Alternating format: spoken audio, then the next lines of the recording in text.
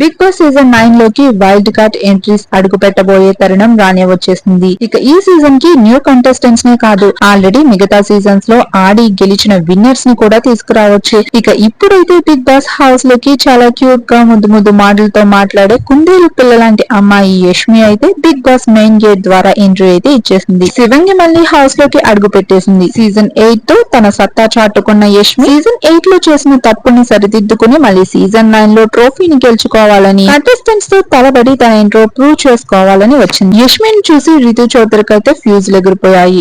అసలు old contestants వస్తారా అని అయితే బిగ్ బాస్ హౌస్ లో ఎవ్వరూ ఊహించలేదు.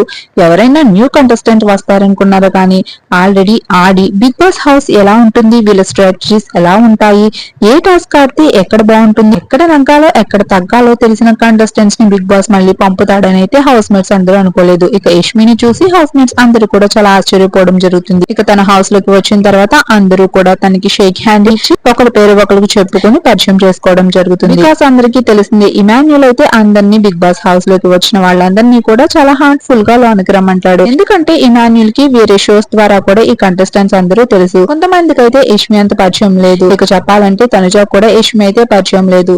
ఇక ఈ హౌస్ లో తనుజ అండ్ యష్మి కొంచెం సిమిలర్ గానే ఉంటారు. మరి తనుజ అండ్ యష్మి మధ్య ఏమైనా పోటీ గట్టిగా ఉంటుందా, మీరేమనుకుంటున్నారు? నెక్స్ట్ వచ్చే వైల్డ్ కార్డ్ కంటెస్టెంట్స్ ఎవరు ఉండాలనుకుంటున్నారో కామెంట్ లో తెలపండి. మరి నెక్స్ట్ ఎవరు రాబోతున్నారో అది కూడా నేను వేరే వీడియోలో అప్లోడ్ చేస్తా. ఈ లోపు ఈ వీడియోని లైక్ చేసి మన ఛానల్ ని సబ్స్క్రైబ్ చేసుకుని పక్కన ఉన్న బెల్ ఐకాన్ ని యాక్టివేట్ చేసుకోండి.